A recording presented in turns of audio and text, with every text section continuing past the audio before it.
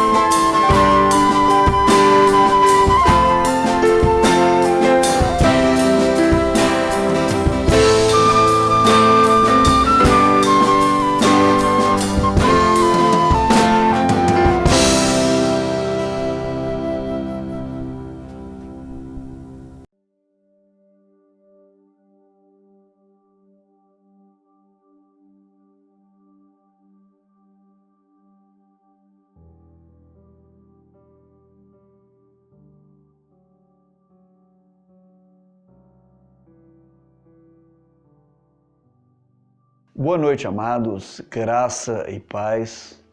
Sou grato a Deus mais uma vez pela oportunidade que Ele nos concede de pensarmos na palavra dEle e podermos compartilhar com os amados. De fato, eu espero em Deus que todos estejam bem, continuem sendo protegidos, fortalecidos, guardados pelo Senhor, mantendo fiéis ao Senhor. Nesta oportunidade, nós vamos estar meditando aqui na Epístola de Pedro. É uma carta que ele escreve aos irmãos que estavam passando por provações, por sofrimentos, por perseguições, principalmente por manterem fiéis à fé em Cristo Jesus. Então, ele escreve estabelecendo princípios para como deveria ser o procedimento correto dos irmãos quando estivessem passando por esses sofrimentos. No entanto, a gente olha para a palavra e a gente percebe que é possível aplicar para qualquer tipo de sofrimento, para qualquer momento de dor, de perseguição, às vezes de angústia, qualquer que seja a situação, é possível você aplicar os princípios estabelecidos nessa carta do apóstolo Pedro à igreja, aos irmãos em Cristo. Portanto, nós vamos meditar nessa oportunidade em parte do capítulo de número 5 da primeira epístola de Pedro. Então, 1 Pedro, no capítulo 5, a partir do versículo de número 5, a parte B. Então, nós vamos fazer o seguinte, eu vou ler cada versículo e a gente conversa sobre cada um. No versículo de número 5 do capítulo 5, na parte B, ele diz: cingi-vos todos de humildade, porque Deus resiste aos soberbos, contudo, aos humildes Ele concede a sua graça. O que a gente vê claramente é que Deus está fazendo uma diferença e deixando a diferença de relacionamento com as pessoas que são humildes e aquelas que são soberbas, que são orgulhosas. A pessoa que é humilde é aquela que tem consciência absoluta que depende de Deus, depende de ajuda de outros. Aquele que sabe que precisa de ajuda e tem essa disposição de se humilhar, de se colocar numa disposição em que ele recebe ajuda e não se sente tão constrangido, porque ele entende que ele precisa da ajuda. Então o texto vai dizer que Deus se relaciona com quem se humilha de uma forma e com o que é soberbo de outro. O texto então diz que todos devemos estar rodeados, cingidos de humildade, nessa condição de nos submeter uns aos outros. E aí ele diz que a esse tipo de pessoa Deus concede a sua graça, concede o seu favor. E eu vejo isso como um favor diário de Deus nas menores coisas que nós fazemos. É o socorro bem presente de Deus. É o consolo de Deus para quem entende que depende dele. Por outro lado, aqueles que acham que não precisam de Deus, que não precisam de ninguém, Deus resiste. Eu sempre olho a figura como se alguém tentasse se aproximar de Deus e Deus estivesse resistindo. Não se aproxime de mim porque você não quer se humilhar, você não quer se submeter. Então o texto está deixando para mim, para você, que seja qual for o momento da sua vida, de sofrimento ou perseguição, qualquer que seja, são princípios que devem manter, nortear a nossa vida, de nos humilharmos perante Deus, nos humilharmos perante os outros, sempre com o objetivo de poder receber ajuda e dar ajuda. E aí no versículo de número 6, do capítulo 5, ele diz: humilhai-vos, portanto, sob a poderosa mão de Deus, para que Ele, em tempo oportuno, vos exalte. Dentro do mesmo princípio de estar humilhando, pela consciência que cada um deve ter de se humilhar, submeter-se a Deus, ele vai de sob a poderosa mão de Deus. A poderosa mão de Deus que é capaz de remover obstáculos. A poderosa mão de Deus que é capaz de nos tirar de situações que só Ele pode tirar. A poderosa mão de Deus que é capaz de nos proteger, que é capaz de nos guardar. O texto está dizendo para mim e para você: humilhai-vos. Porque vai acontecer que Ele mesmo, no tempo oportuno, no tempo dele, Ele vai nos exaltar. Ou seja, que tipo de exaltação? Quem se submete a Deus não determina. Quem se submete a Deus não diz: eu vou me humilhar agora porque eu sei que Deus vai me colocar numa posição de destaque. Quem se submete à poderosa mão de Deus está tranquilo e consciente de que a vontade de Deus é perfeita, é maravilhosa, e da forma como Ele queira, Ele vai nos exaltar, vai nos colocar numa posição em que a gente possa honrar o seu nome. E aí no versículo de número 7, o apóstolo Pedro continua nos orientando aqueles amados, e serve para mim em qualquer época da igreja, dos cristãos. Em 1 Pedro, no capítulo de número 5, 7, diz: lançando sobre ele toda a vossa ansiedade, porque ele tem cuidado de vós. Eu primeiro queria começar da parte final do versículo, porque uma grande realidade da nossa vida é de que Deus tem cuidado das nossas vidas. Imagina, amados, se não fosse viver sob os cuidados de Deus.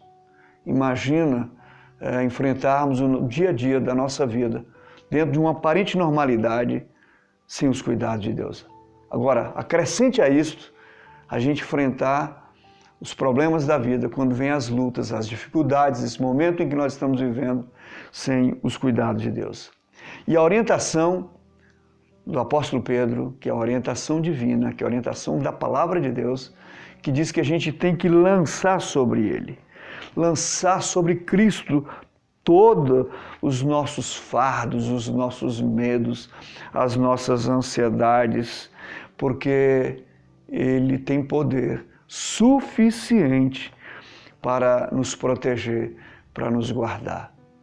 É por isso que em outros textos da palavra nos recomenda para a gente não andar ansioso por coisa alguma, que a gente tem que colocar diante de Deus as nossas ansiedades, porque Ele de fato tem cuidado de cada um de nós.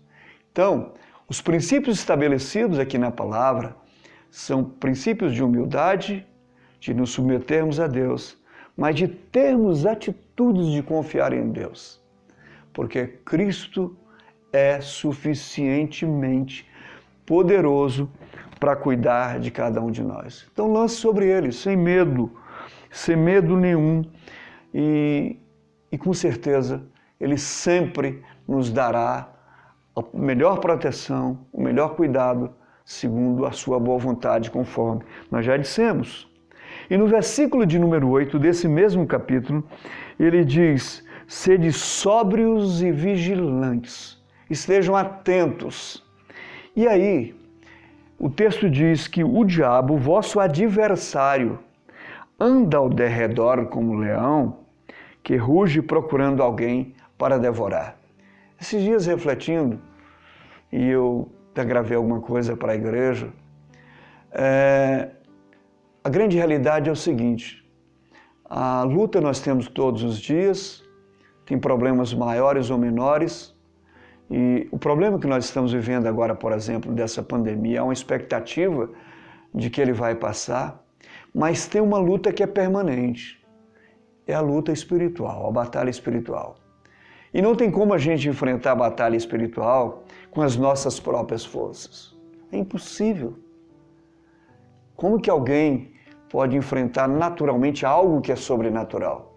E eu gosto desse texto do apóstolo Pedro, quando ele diz que o diabo é o nosso adversário, e é mesmo. Ele é adversário de todos aqueles que querem viver na prática do bem.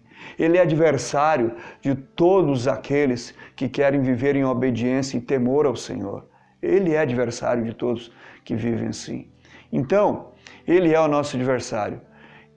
Então o texto está dizendo para a gente ficar vigilantes, atentos. E eu não vejo a melhor forma de estarmos vigilantes que não seja através de uma vida de oração, uma vida de leitura na palavra, uma vida de respeito e temor a Deus, uma vida que realmente agrade ao Senhor. É a melhor forma da gente poder estar resistindo ao diabo. A gente resiste por meio da palavra. Foi assim que Jesus Cristo, na tentação, resistiu. Então, esta é a realidade de todos nós. Existe um mundo espiritual e o Senhor é quem nos guarda, é quem nos protege. Ele é quem nos fortalece para enfrentarmos esta luta que é diária e não passa, amados. Mas, por outro lado, nós não temos nada a temer, porque, segundo o apóstolo João, o que está em nós é maior do que o que está no mundo. E o versículo de número 9 ainda diz: resistir-lhes firmes na fé. A nossa resistência é na nossa fé, certo de que os sofrimentos iguais ao vosso estão se cumprindo na vossa irmandade, espalhada por todo o mundo. A gente, às vezes, tem o hábito, a mania de achar que o sofrimento que às vezes a gente está passando é como se fosse um sofrimento apenas nosso.